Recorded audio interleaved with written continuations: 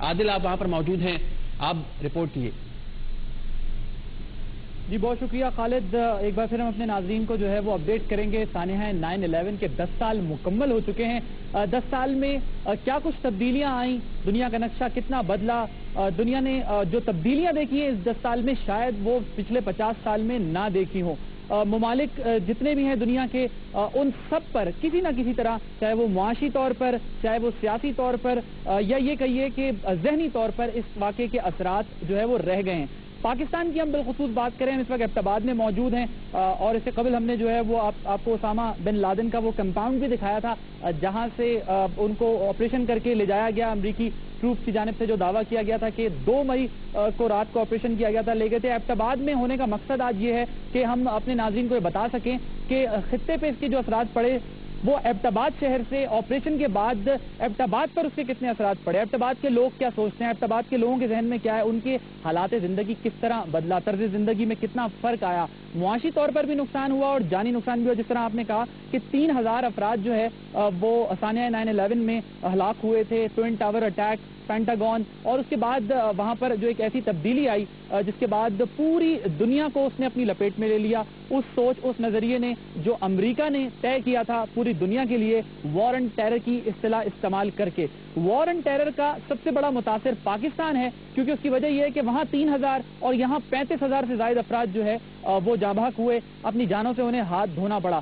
دہشت گردی کی جنگ میں پاکستان نے جتنی بھاری قیمت ادا کی ہے شاید کسی اور ملک نے ادا کی ہو۔ یہ دنیا کو محفوظ بنانے کی جنگ تھی، دنیا کو ایک بار پھر امن کا گہوارہ بنانے کی جنگ تھی، لیکن بظاہر پاکستان جو ہے وہ فرنٹ لائن پر رہا اور فرنٹ لائن اسٹیٹ ہونے کی وجہ سے سب سے زیادہ نقصان اٹھایا۔ ایبٹ کی بھی بات ہوگی، ہم پورا دن اپنی اسپیشل ٹرانسمیشن میں اپنے ناظرین کو اپڈیٹ کرتے رہیں گے، مختلف پہلوؤں سے، یہاں کے سیاسی سماجی لوگوں سے بھی بات کریں گے، یہاں کی تاجر برادری سے بھی بات کریں گے، عوام سے بھی بات کریں گے کہ ان کے ذہنوں میں اب کیا خیالات ہیں، کیا وہ سمجھتے ہیں کہ یہ مکمل طور پر اب محفوظ ہے۔ سیکیورٹی پوائنٹ آف ویو سے جو ایک تصور پایا جاتا ہے، ایک اہم جو ہے وہ کامیابی حاصل کی تھی امریکہ نے اسی مقام سے، جو اس کا ایک ہدف تھا اسامہ بن لادن کی تلاش، اس تلاش میں امریکہ نے جو ہے وہ چپے چپے پہ جو ہے وہ اپنا اثر دکھایا، اپنا سپر پاور ہونے کا ثبوت دیا اور اس کی تلاش میں کافی کچھ تبدیل کیا۔ لیکن ہم بات کریں اگر خیبر پختونخوا کی بالخصوص، تو پشاور شہر جو ہے وہ بہت زیادہ متاثر ہوا۔ ملک میں کراچی سے لے کر خیبر تک اس دہشت گردی کی جنگ میں جو ہم نے قیمت ادا کی ہے وہ کی ہے، لیکن پشاور کے حالات کچھ مختلف ہی رہے۔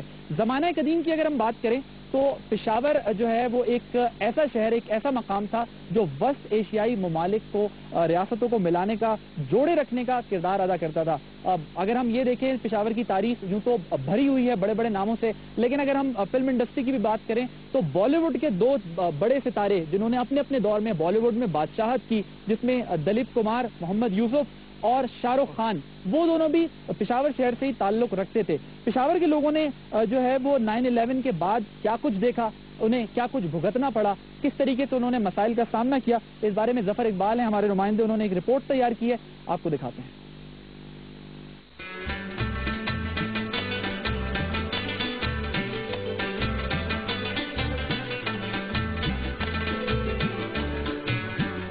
پر موجود ہیں اور یہ بتائے گا اس وقت وہاں کے جو لوگ ہیں ان کے کیا تاثرات ہیں ایبٹ آپریشن اور اسامہ بن لادن کی ہلاکت کے بعد۔ جی عادل عباس۔ جی تھینک یو ویری مچ خالد، ہم اپنے ناظرین کو اپڈیٹ کر رہے ہیں آج صبح سے، بلکہ گزشتہ رات سے ہی ایبٹ کی صورتحال سے 9/11 سانحے کو 10 سال جو ہے وہ مکمل ہو چکے ہیں، اور 10 سال بعد کیا کچھ بدلا پوری دنیا میں اور بالخصوص پاکستان اور خیبر پختونخوا میں اسپیشلی، کیونکہ خیبر پختونخوا کی جو ہے وہ اہمیت مزید یوں بھی اجاگر ہوئی کہ ایک جانب تو پشاور اور دیگر شہر جو ہے خیبر پختونخوا کے خاصے متاثر ہوئے دہشت گردی کی اس جنگ میں، پاکستان کے اور شہروں میں بھی اس کے اثرات ہوئے، لیکن جو خیبر پختونخوا کی صورتحال تھی وہ یکسر مختلف تھی دیگر صوبوں اور شہروں کے مقابلے میں۔ تو ایبٹ کا انتخاب، اس کا مقصد صرف یہی تھا کہ جو ایک یہ کہا جاتا ہے کہ کلائمیکس آیا اسٹوری میں 9/11 کی، وہ آیا 2 مئی کے سانحے پر۔ اس وقت میں موجود ہوں ایبٹ میں الیاسی مسجد میں۔ الیاسی مسجد کی امپورٹنس تھوڑی سی اگر میں آپ کو بتا دوں ہسٹوریکل، اس کا بیک گراؤنڈ یہ ہے کہ الیاسی مسجد 1935 میں قائم ہوئی تھی۔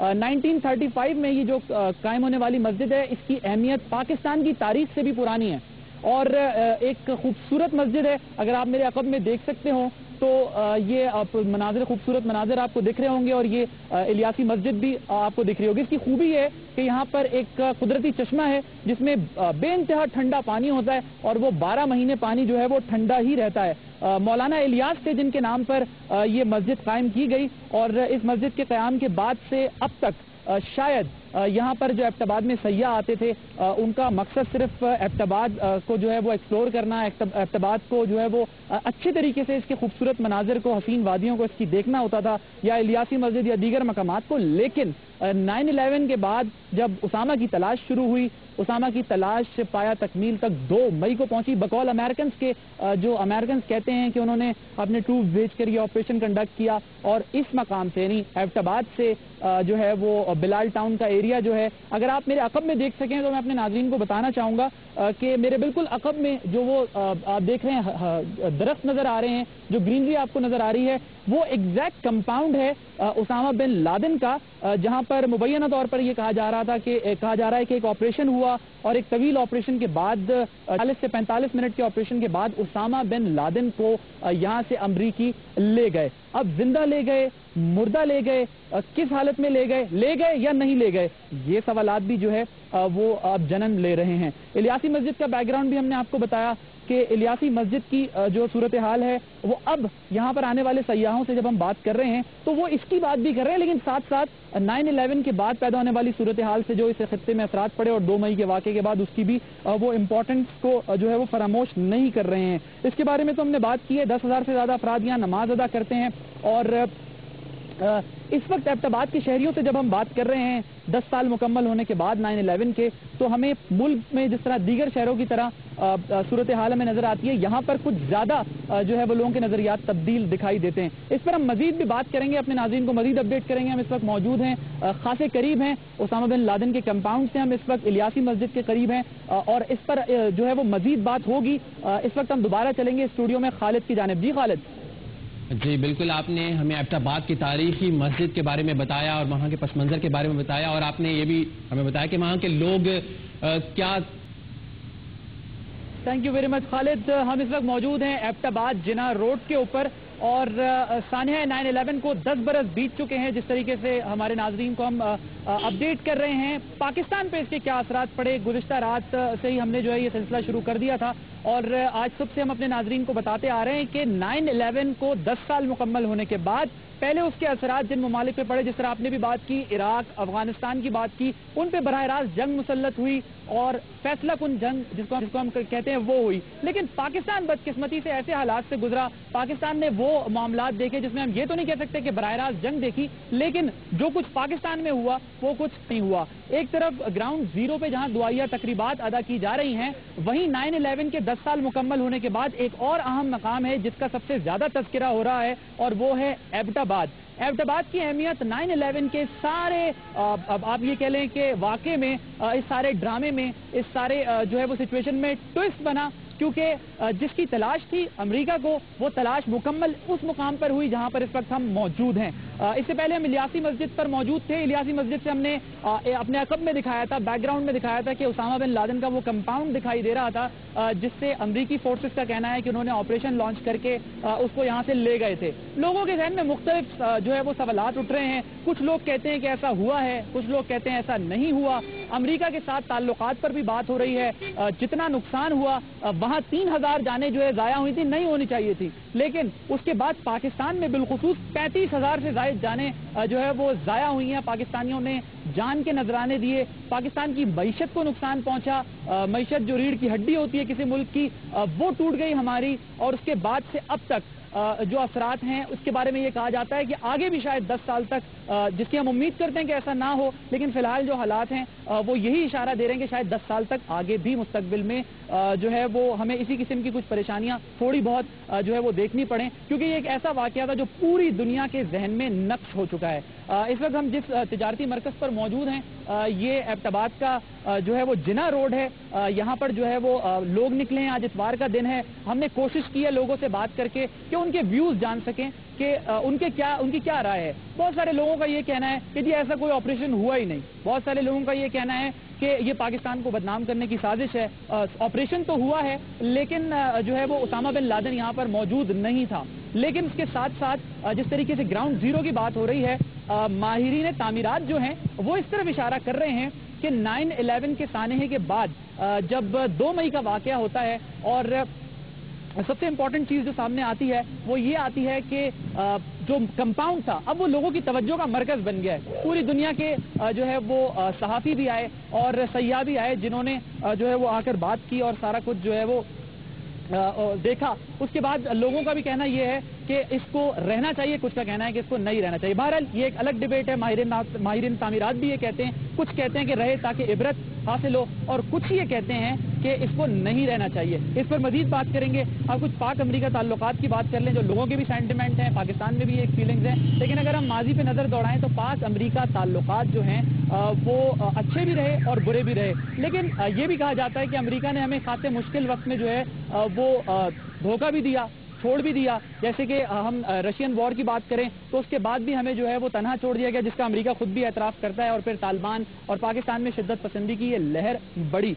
अब इन ताल्लुकात के बारे में अगर हम बात करें तो अपने मकासद के लिए कहा जाता है कि अमेरिका पाकिस्तान को इस्तेमाल करता है। ये बात किस हद तक दुरुस्त है जानने की कोशिश करते हैं। अजहर फारूक हमारे नुमाइंदे, उन्होंने एक रिपोर्ट तैयार की है, आइए देखते हैं। ये आप रिपोर्ट देख रहे थे कि पाक अमरीका ताल्लुकात जो है मुख्तलिफ औकात में जो है वो हमें मुख्तलिफ नजर आए। कभी ताल्लुकात ऐसे दिखाई दिए कि बहुत इन दोनों ममालिक के ताल्लुकात एक दूसरे से बहुत बेहतर हैं और बड़ी फ्रेंडशिप नजर आई, बड़ी एड भी हमने देखी। लेकिन साथ ही साथ जब ऐसा वक्त आया कि पाकिस्तान को शदीद जरूरत पड़ी अमरीका की अपने दोस्त की, तो वो अमरीका उस मकाम पे उस जगह पर वहां मौजूद नहीं था जहां पाकिस्तान को उसकी जरूरत थी। अब ये सारे वाकयात जो तूल पकड़ गए, शिद्दत पकड़ गए, उसकी वजह थी अलकायदा और तालिबान। अलकायदा और तालिबान की वजह से जो है ये हकीकी मायनों में लाइन ड्रॉ हो गई और ये रिफ्ट पड़ी। पाकिस्तान दहशतगर्दी के खिलाफ जो है वो बहुत कुर्बानियां देता रहा, लेकिन उसके बावजूद अमेरिका की जानिब से डू मोर के मुतालबात सामने आते रहे। 11 सितंबर में जो हमले हुए वो मुनफरिद थे, अपनी नौयत के वो मुनफरिद हमले थे जो ट्विन टावर्स में हुए और उसके बाद दुनिया का नक्शा बदल गया। इस दुनिया के नक्शे को बदलने में यूं तो कई जो है वो लोग शामिल हैं जो इन दोनों तंजीमों के अंदर काम करते रहे, लेकिन कुछ मरकजी किरदार थे जिन्होंने ये मंसूबा बनाया और इस मंसूबे को जब अमली जामा पहनाया 9/11 2001 में, तो उसके बाद पाक अमरीका ताल्लुकात के अलावा जो है वो सूरत हाल में ये दिखाई दी कि इन किरदारों के साथ जो है वो दोनों ममालिक ने बल्कि दुनिया के दीगर ममालिक ने भी एक्शन किया। एक्शन जिन जिन लोगों के खिलाफ हुआ उनमें चंद एक नाम तो मैं आपके सामने अभी ले देता हूं, लेकिन मजीद हम इस रिपोर्ट में जानेंगे। जिस तरह हम सब जानते हैं कि यूसुफ रमजी एक अहम किरदार था और Khalid Sheikh Mohammad, Abu Faraz Libby, Usama bin Laden जो क़यादत भी कर रहा था और मरकजी किरदार भी था, ये अहम नाम थे जिनकी वजह से जो है सूरत हाल, अबू जुबैदा भी जिसमें शामिल है, सूरत हाल इतनी वर्स्ट हो गई। मजीद क्या कुछ हुआ इन लोगों के साथ, आइए देखते हैं। इस बारे में हमारे नुमाइंदे आसिफ बशीर चौधरी, उन्होंने एक रिपोर्ट तैयार की है, आपको दिखाते हैं।